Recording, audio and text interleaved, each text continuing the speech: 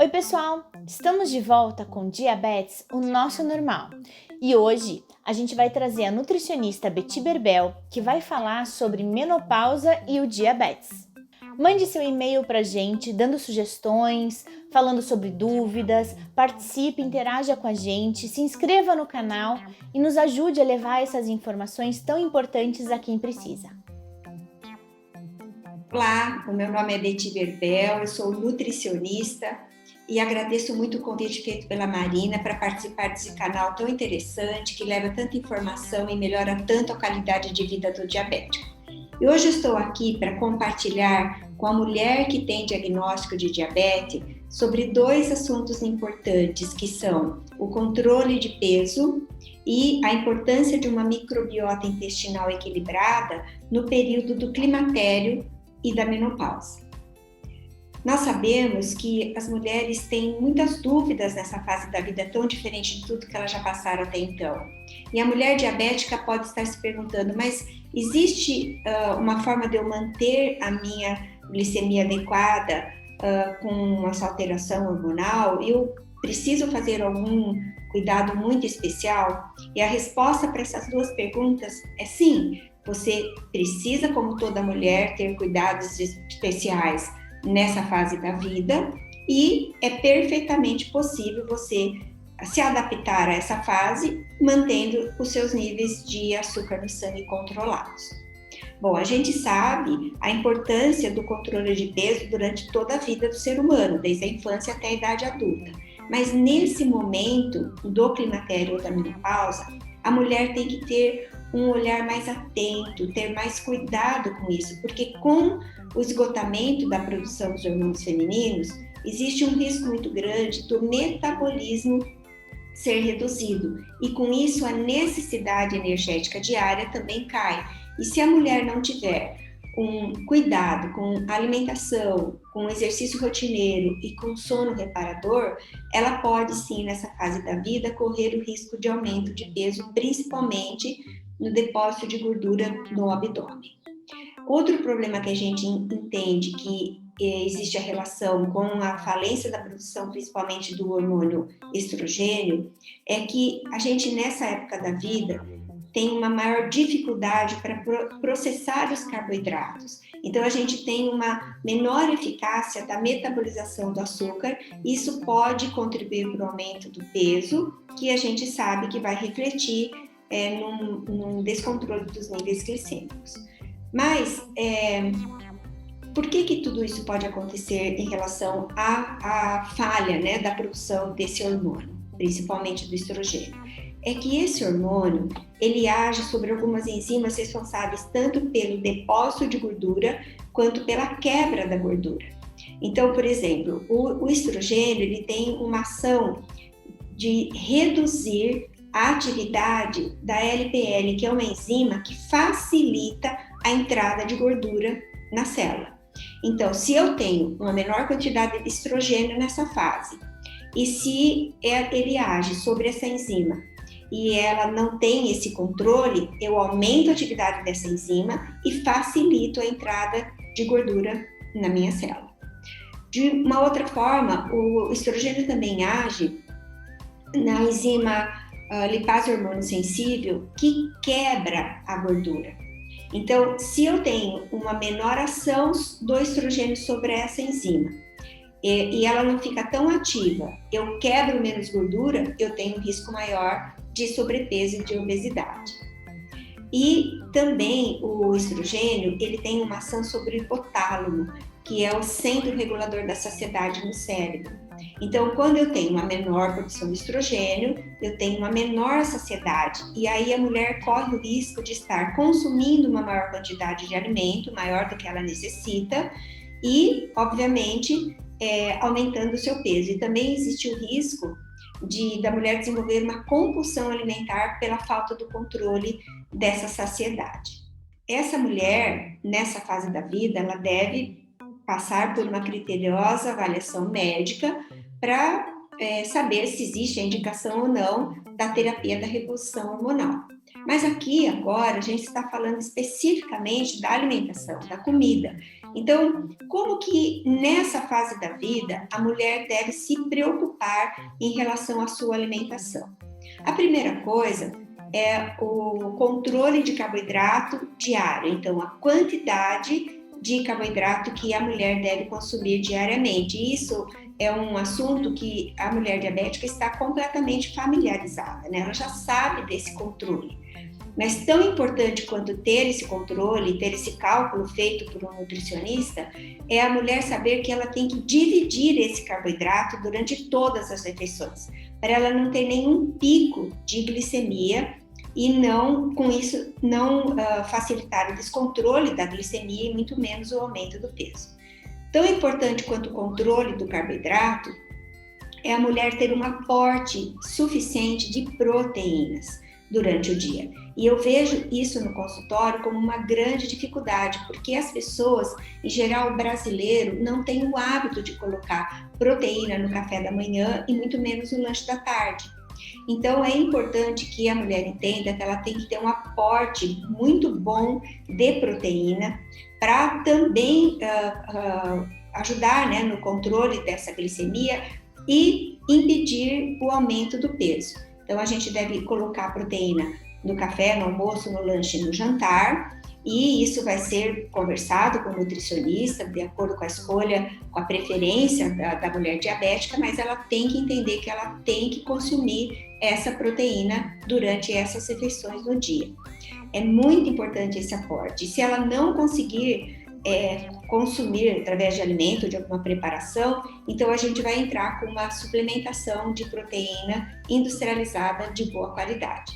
E por último, existe uma preocupação do profissional nutricionista em não deixar a mulher entrar numa adaptação metabólica, que é aquele efeito platô, quando a mulher está controlando o seu peso. E isso é feito com estratégias nutricionais. Não é a dieta em si, é o tipo da dieta, é como a dieta vai ser elaborada. Então, essa estratégia nutricional específica para cada mulher vai ajudar muito para a mulher não entrar nessa adaptação e poder continuar controlando seu peso ou então reduzindo o peso se for necessário. E o outro assunto que eu gostaria de abordar aqui com vocês hoje é sobre a importância da microbiota intestinal estar em equilíbrio. Primeiro vamos definir o que é microbiota. É o conjunto de micro-organismos que vivem dentro do nosso intestino. Então pode ser um protozoário, arqueia, fungo, mas principalmente, que é o nosso foco da nossa conversa aqui, as bactérias. Então essas bactérias, para elas formarem uma microbiota equilibrada, elas têm que estar num número muito grande, bem diverso, então tem que ser bactérias bem diferentes e elas têm que estar numa proporção correta. E quando uma pessoa apresenta uma quantidade de bactérias errada, pequena, uma diversidade menor e uma proporção desequilibrada, essa pessoa se encontra em disbiose intestinal, um desequilíbrio da microbiota. E essa microbiota, esse conjunto de micro-organismos, das bactérias especificamente falando, elas interagem entre si e interagem com o local que elas estão, então com o próprio intestino. E isso forma o nosso microbioma. Bom, isso funciona como se fosse uma engrenagem. Então, o que eu como define a minha microbiota, que define o meu microbioma, que vai gerar uma sinalização inflamatória, se ele estiver em disbiose, e essa inflamação crônica vai prejudicar o controle glicêmico. Então, quando eu tenho uma disbiose instalada, eu tenho uma menor ação da insulina nos tecidos periféricos, e isso, obviamente, vai dificultar o controle da glicemia. E por que é importante eu estar falando para vocês sobre a microbiota? Isso é para todo mundo, para mim, para você, para criança, para adulto, mas principalmente para mulher diabética, porque ela tem, segundo os estudos, uma maior facilidade para estar numa situação de disbiose.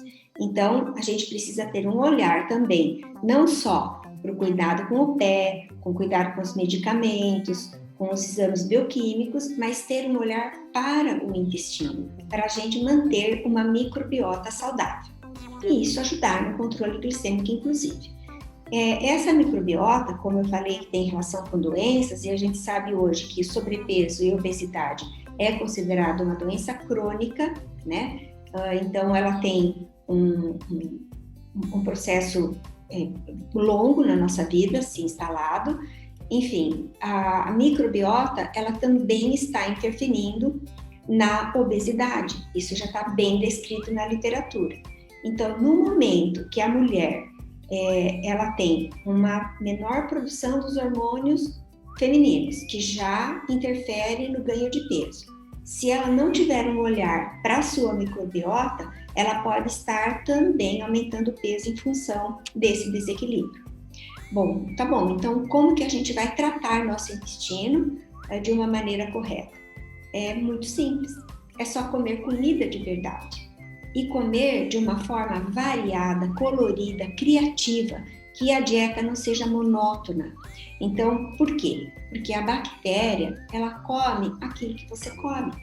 Então, de acordo com a escolha que você fizer lá no mercado, de acordo com a forma como você preparar esse alimento e o que e quanto você comer, vai definir a sua população de bactérias lá do seu intestino.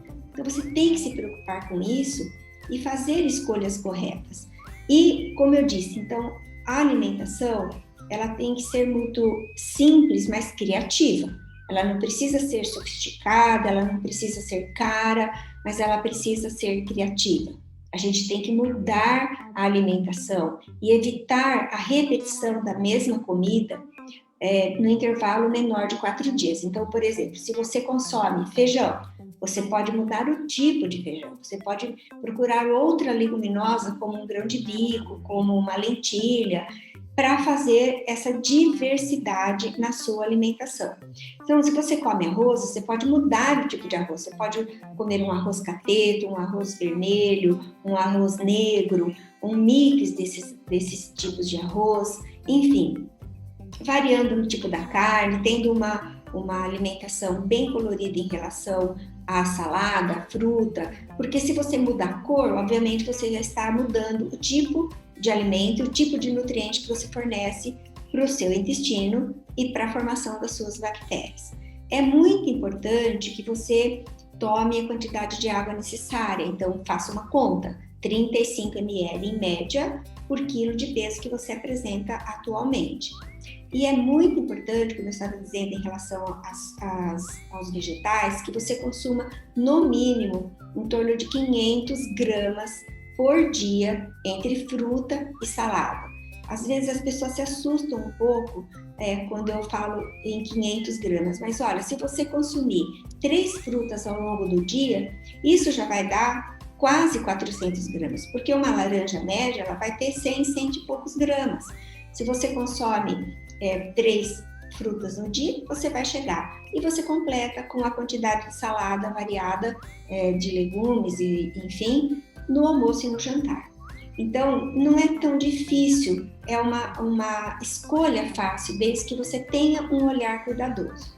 E é importante também você evitar os processados, né? Isso que a gente já está bem sabendo como funciona os alimentos que a gente fala que são de mentira, né? Então, os alimentos que são produzidos, que são processados e que são ultraprocessados, as farinhas, os carboidratos refinados em geral, os óleos poliinsaturados, esses óleos que a gente compra habitualmente e que deveria ser evitado, como óleo de arroz, de milho, girassol. A gente deveria usar muito mais o óleo de oliva no preparo dos nossos alimentos.